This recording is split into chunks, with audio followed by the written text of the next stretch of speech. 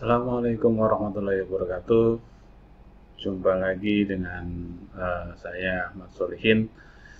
Pada video kali ini kita akan membahas mengenai bagaimana laporan PKD atau beban kinerja dosen ya melalui aplikasi Sister atau Sistem Integrasi Sumber Daya Manusia Terpadu, yang biasa laporan PKD ini merupakan salah satu kewajiban bagi seorang dosen untuk melaporkan kinerjanya, terutama dosen yang sudah tersertifikasi ya.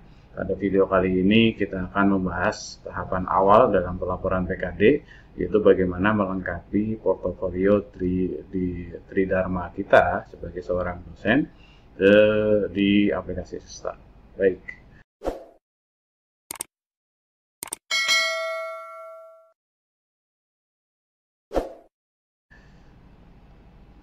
Kita mengenal dulu apa itu Sister ya.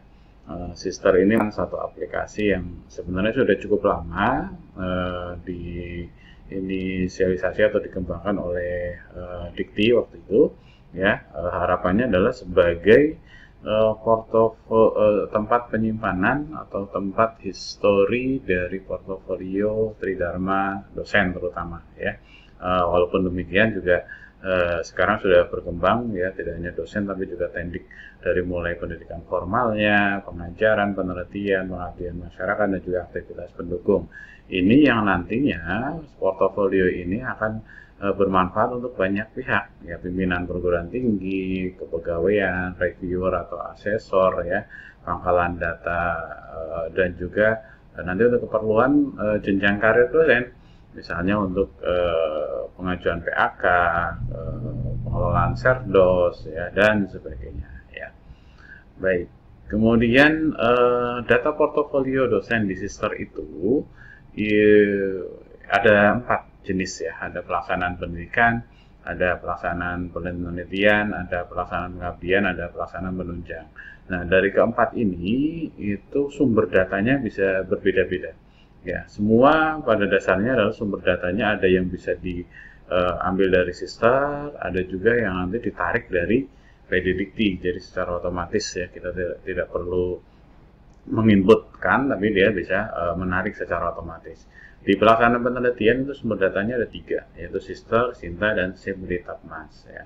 Di pelaksanaan pengabdian ada 2, Sister dan Simritapmas, dan pelaksanaan penunjang ini sumber datanya sementara hanya dari Sister. Kita akan bahas satu persatu ya.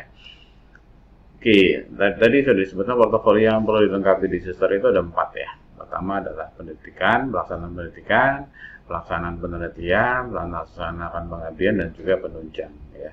Dari keempat itu tentunya yang ada yang tadi ya ditarik dari PD Dikti, ada juga yang harus kita inputkan secara manual di aplikasi Sister ya. Apa aja itu kita coba lihat lebih mendalamnya ya. Yang pertama terkait dengan pelaksanaan pendidikan ya. Ada 10 menu nanti di Sister yang ada di menu atau bagian dari pelaksanaan pendidikan. Yang pertama adalah pengajaran. Pengajaran ini adalah riwayat mengajar kita ya, dan ini ditarik secara otomatis dari feeder PD Dikti. Jika riwayat mengajar ini di Sister Bapak Ibu itu tidak muncul, berarti ada masalah dengan tarikan dari feeder PD Dikti. Mungkin bisa menghubungi admin PD Dikti dari kampus kita ya. Dan yang kedua, bimbingan mahasiswa. Ini juga sama, ditarik dari feeder PD Dikti. Pengujian mahasiswa ya, baik itu tugas akhir, tesis ya, disertasi atau karya akhir, itu ditarik juga dari PD Dikti. Jadi kita nggak bisa ngapa-ngapain di sini. Kemudian nggak bisa ngapa-ngapain maksudnya nggak bisa ngentry ya, tapi nanti bisa kita lengkapi atau kita tarik dan sebagainya ya. Kemudian ada visiting scientist. Ini kalau kita memang pernah menjadi visiting scientist di perguruan tinggi lain ya, itu kita bisa inputkan. Ini bukan tarikan tapi inputan. Yang kelima adalah pembinaan mahasiswa, seperti kita membina PA, membina lomba, membina MPKM, segala macam itu kita bisa masukkan ke dalam bagian dari pembinaan mahasiswa. Ini pun juga tarikan dari feeder PD Dikti.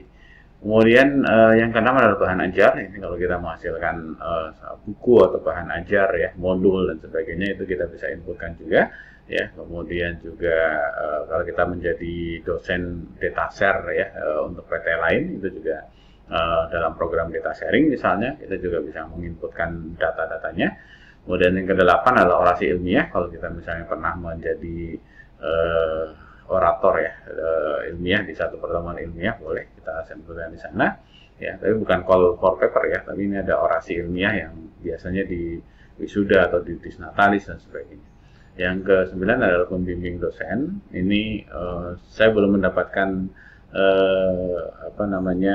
informasi ini berasal dari mana, karena di sister juga tidak bisa diinput, tapi juga tarikan PD Degree juga sepertinya belum terlihat di sana gitu ya. Nanti mungkin kita coba cari dari mana gitu ya.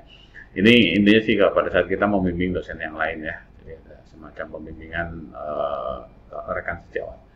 Yang ke-10 terakhir adalah tugas tambahan. Ini bagi teman-teman atau Bapak Ibu yang katakanlah menjadi pejabat struktural yang ini nanti kaitannya dengan status kita sebagai DT atau DS. Ya, kalau kita misalnya sebagai dekan atau sebagai kaprodi, itu bisa ditambahkan di sini nih.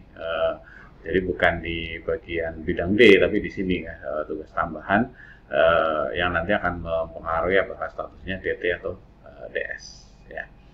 Baik, oke. Kemudian di bidang penelitian itu adalah nanti ada riwayat penelitian dosen, ya baik itu pendanaan pribadi, pendanaan internal PT, hibah dan sebagainya. Gitu. Kalau yang hibah itu bisa otomatis tertarik dari Simlitapmas ya. Tapi kalau misalnya pendanaan pribadi atau internal itu kita harus inputkan. Ya. Kemudian yang kedua adalah riwayat publikasi. Riwayat publikasi itu kita bisa ada dua cara. Kita bisa input dari sister langsung satu persatu atau tarik dari Sinta. Jadi kalau Sintanya kita sudah aktif, sudah ada riwayat publikasi di sana, kita tinggal tarik dan kita lengkapi datanya.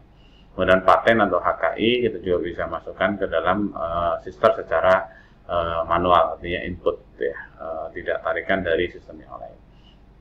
Yang berikutnya adalah pelaksanaan abdimas atau pengabdian kepada masyarakat.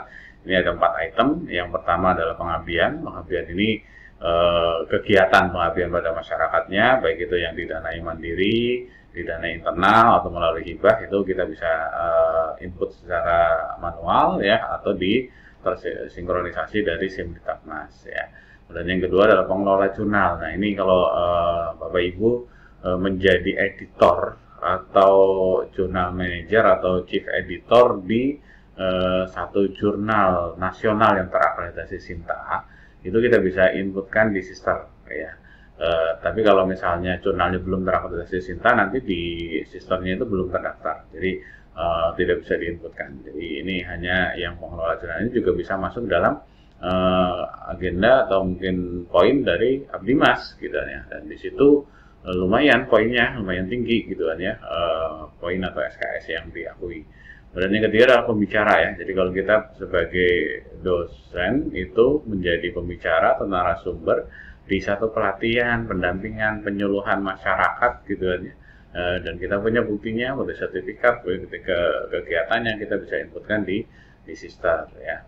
Kemudian yang terakhir adalah jabatan struktural. Ini kalau saya lihat jabatan struktural yang dimaksud di sini adalah jabatan struktural yang ada di pemerintahan ya, misalnya jadi menteri atau jadi wakil menteri segala macam ya. Ini juga bisa kita pakai sebagai poin pengabdian kepada masyarakat ya, yang tentunya ditunjuk dengan penugasan tertentu ya. Baik, yang terakhir adalah penunjang ya. Ini yang keempat, ini yang sering diinput adalah anggota profesi ya. Kalau kita menjadi anggota profesi keilmuan atau profesi dosen gitu kan ya. Profesi dosen itu misalnya ADI gitu ya, profesi keilmuan misalnya mungkin IEEE atau mungkin ISINDO atau Indochase dan sebagainya ya. Itu kita bisa masukkan ke sini data atau informasinya ya. Kemudian kalau kita bisa mendapatkan penghargaan ya di tingkat lokal, regional maupun nasional ya, itu kita bisa inputkan juga di sister, misalnya dosen terbaik ya di tingkat perguruan tinggi boleh dimasukkan ke sini ya, dosen terbaik di tingkat misalnya LLDT misalnya, itu juga bisa kita masukkan. Yang ketiga adalah penunjang lain. Nah ini seminar, workshop, pelatihan ya beserta bukti-bukti pendukung, nanti kita bisa juga inputkan secara manual di sistem ya. Oke, baik.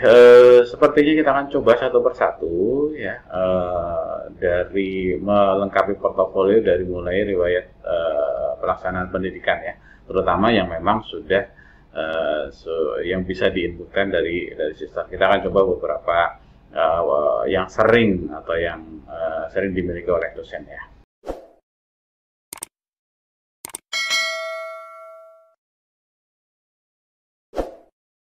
Baik, Bapak Ibu, kita langsung coba buka aja ya aplikasi Sister ya, sesuai dengan alamat Sister yang dimiliki oleh kampus Bapak Ibu ya. Kita tinggal memasukkan username ya, pastikan sudah, saya yakin sudah punya ya username dan password untuk masuk ke dalam aplikasi Sister ya. Jadi kita coba login. Baik.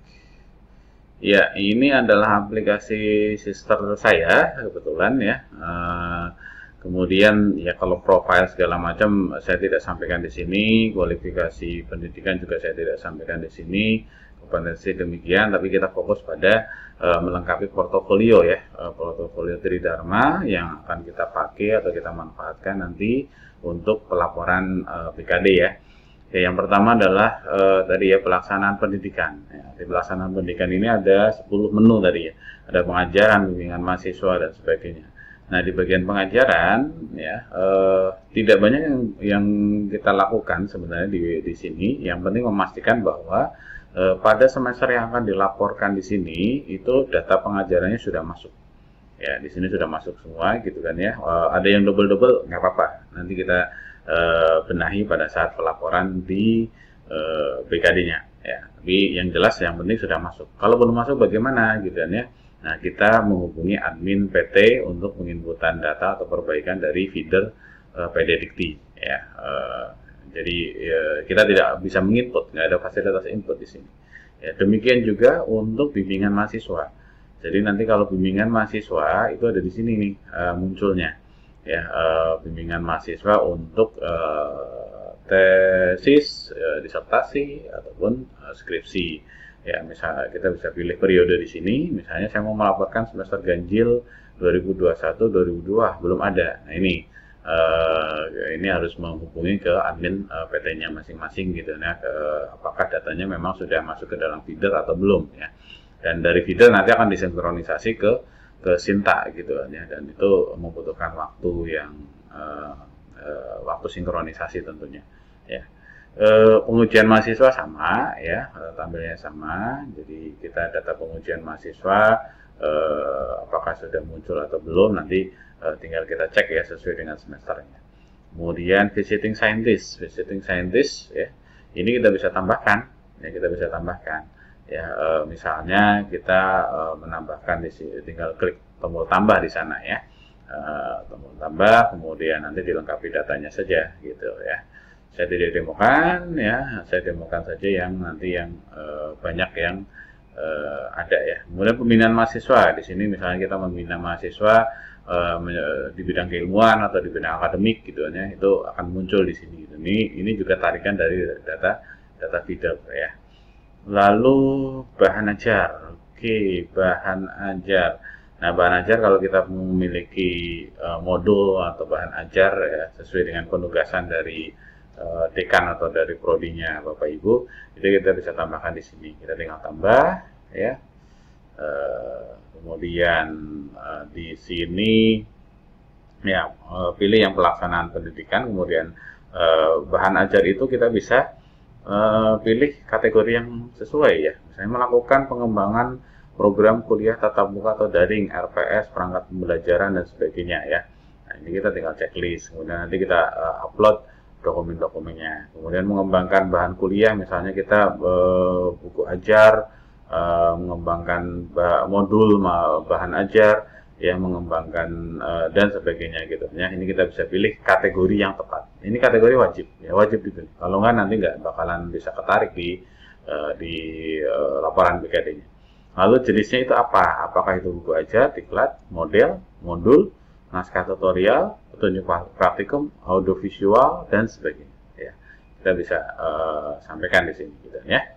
Kemudian upload dokumen, ini adalah dokumen pendukungnya. Nah, dokumen pendukungnya ini kita bisa upload file atau penugasan ya.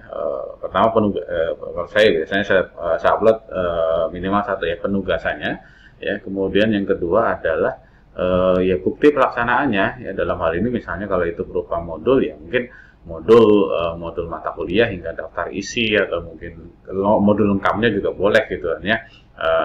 Itu nanti akan bisa dilihat oleh seorang asesor dari BKD ya, untuk memastikan bahwa apakah asesor setuju atau bisa diklaim oleh BKD atau tidak gitu ya. Oke, kemudian penulisnya siapa saja, kalau ada beberapa bisa kita tambahkan ya, termasuk juga penulis mahasiswa juga kita bisa tambahkan atau penulis luar ya. Oke, baik, kita lanjutkan ya. Selanjutnya data sharing saya akan lewati. Orasi ilmiah ini kalau kita pernah menjadi orator ya, atau orasi ilmiah di satu event akademis, kita bisa tambahkan di sini. Saya contohkan di sini misalnya saya pernah menjadi orasi ilmiah di perguruan tinggi gitu kan ya, sebagai pembicara. Kemudian ini adalah kategorinya adalah pembicara pada pertemuan ilmiah, kemudian judul makalahnya apa, ini nama pertemuannya apa, tingkatnya adalah tingkat apa, lalu tanggal pelaksananya kapan dan sebagainya. Nah, ini tanggal pelaksanaan ini penting ya. Jadi kalau tanggal pelaksanaan itu sesuai dengan periode pelaporan BKD, maka bisa ditarik. Kalau tidak bisa ditarik ya. Jadi seperti itu. Jadi hati-hati di sini kalau tanggal pelaksanaannya itu harus sesuai dengan periode dari BKD yang akan kita laporkan. SK dan sebagainya ini bersifat opsional, jadi tidak perlu kita isi. Filenya apa kita bisa tambahkan. Ya, baik. Kita lanjutkan. Ya, selanjutnya kegiatan pembimbingan dosen ini tadi ini juga sepertinya ada tertarikan feeder PDDT, tapi di sini kita belum tahu ya kira-kira ngantrinya dari mana ya. Mungkin prediksi sementara saya adalah dari feeder PDDT ya. Kemudian tugas tambahan ya. Tugas tambahan ini kalau kita menjabat di satu jabatan tertentu di perguruan tinggi ya, maka kita bisa tambahkan di sini ya. Jabatan yang diakui itu adalah dari mulai rektor, dekan, wakil dekan, wakil rektor, kemudian dekan, sampai nanti kaprodi, sekprodi ya, dan juga ketua lembaga-lembaga tertentu ya, LP, lembaga penilaian mutu, kemudian lembaga penelitian ya, dan sebagainya ya. Itu ada ketentuannya di panduan BKD. Silakan bisa disimak di sana. Nah, yang perlu diperhatikan di sini sebenarnya adalah saya sudah coba beberapa opsi ya. Yang akan itu adalah di sini nih, di tanggal mulai ya, dan juga tanggal berakhir ini saya kurang paham ya. Kalau misalnya saya sesuaikan dengan SK penugasan itu malah jadi tidak kebaca. Ya, tapi kalau saya masukkan ke dalam tanggal sesuai dengan periode dari BKD ini jadi kebaca. Jadi nggak apa-apa lah kita inputkan. Kita anggap bahwa walaupun kita menjabatnya sudah lama misalnya, maka pada periode BKD itu kita masih menjabat. Ya, kita nyatakan begitu ya. Jadi kita lakukan itu, kemudian tanggal berakhirnya tentu tanggal berakhir bisa periode BKD atau dilebihkan juga boleh. Gitu ya. Kemudian kita upload SK penugasan ya, dan mungkin bukti pendukung yang lainnya. Nanti itu akan bisa kita tarik ya, atau kita anggap sebagai dosen dengan tugas khusus kalau misalnya di tugas tambahan di sininya ada ya. Oke, kemudian kita lanjutkan ya. Tadi pendidikan sudah semua. Ya, di bagian pelaksanaan penelitian ya, pelaksanaan penelitian itu juga harus kita lengkapi. Yang pertama adalah bagian penelitian. Kalau kita punya penelitian ya, penelitian yang kita lakukan ya, baik itu dana internal maupun dana pribadi, atau tapi yang penting terlapor ya di lembaga penelitian institusi kita gitu ya, itu kita bisa masukkan ke sini ya. Kalau misalnya itu hibah, nanti akan ada otomatis kalau nggak salah di sini ya, akan muncul otomatis. Kalau itu hibah bisa ditarik dari Simulitamas gitu ya. Kita tinggal tambah ya, kita tambah di sana ya. Kemudian pelaksanaan penelitian kita bisa pilih sebagai ketua atau anggota ya.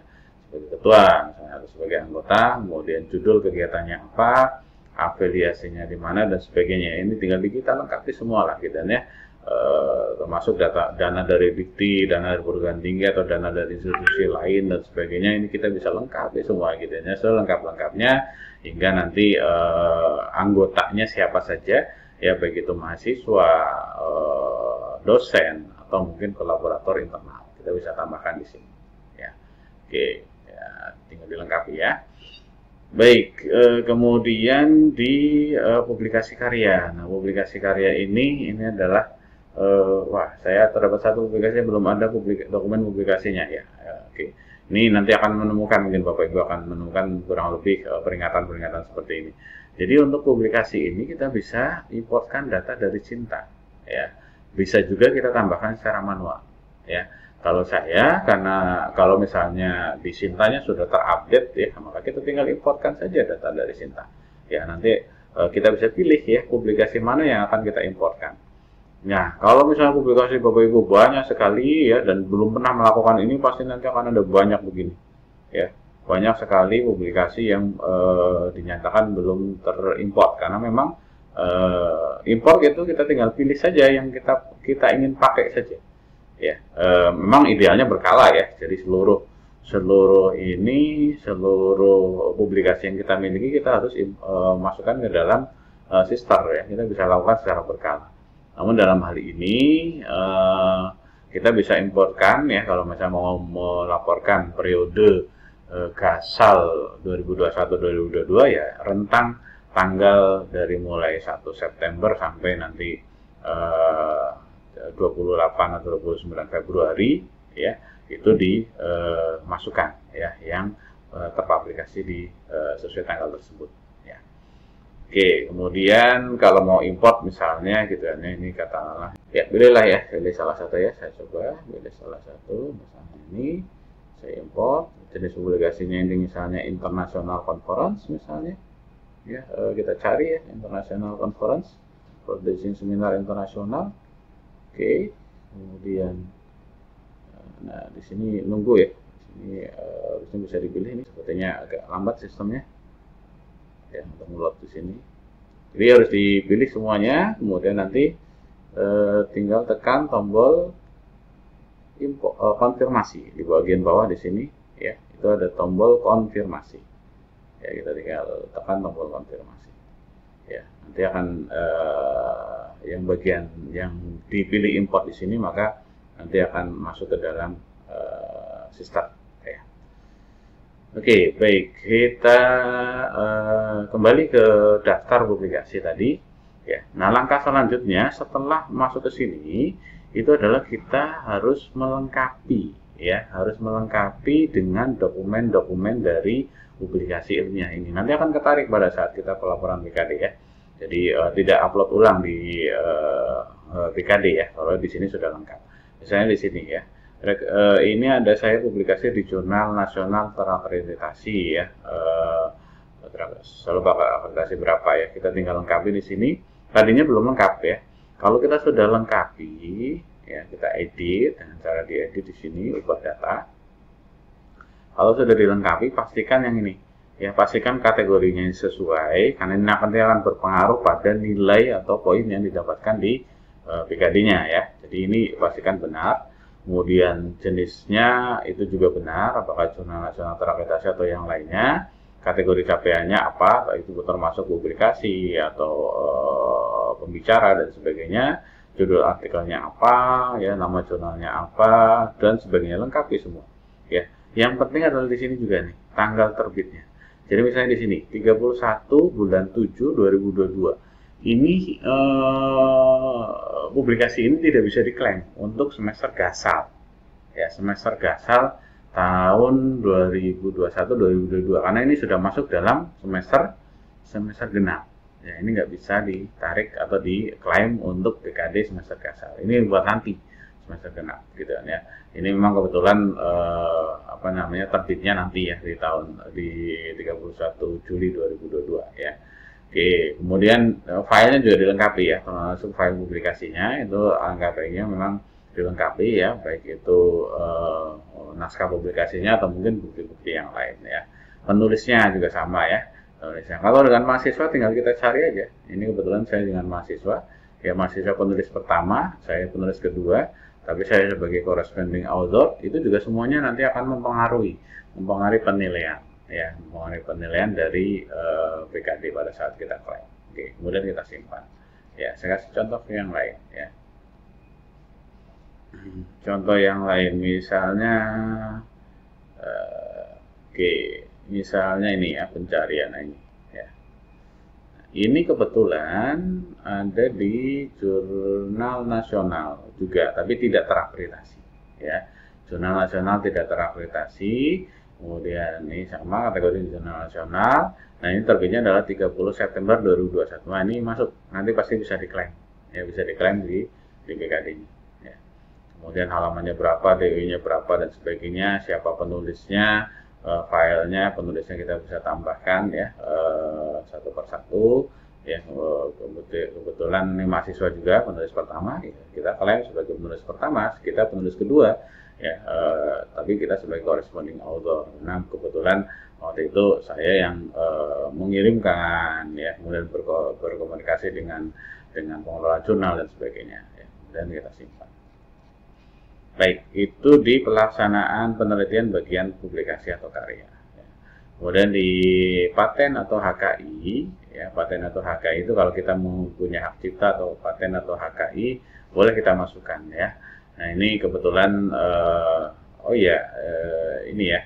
Jadi saya lupa tadi mau menyatakan ya. Di semua item gitu kan ya, itu kalau ini warnanya biru itu bisa diklaim ya. Jadi warna biru seperti ini bisa diklaim karena sudah lengkap. Ya, kalau yang warnanya merah ya tidak sesuai ya pasti di sini ya. Ada kategori kegiatan tidak sesuai. Nah, ini harus kita perbaiki. Ini harus kita perbaiki mungkin karena dokumennya nggak lengkap ya, atau mungkin karena tanggalnya belum setting dengan baik, atau mungkin karena kategorinya juga belum lengkap ya. Ini kita bisa lengkapi ya. Saya contoh ya, ini biar ini tidak merah, ini harus dilengkapi dengan file kalau nggak salah, ada filenya segala macam, kemudian kategorinya juga harus diperbaiki ya, harus perbaiki dengan penuh ya, nanti jadi biru, warnanya biru. Oke, di bagian pengabdian ya, tadi penelitian sudah, di bagian pengabdian juga kurang lebih sama ya. Kalau kita ada kegiatan pengabdian, kita tinggal tambahkan ya kegiatan pengabdiannya kapan ya, tahun berapa ya, secara manual satu persatu gitu kan ya, dari mulai judul ya, tahun segala macam sampai pendanaan, itu semuanya gitu ya, lengkap gitu ya.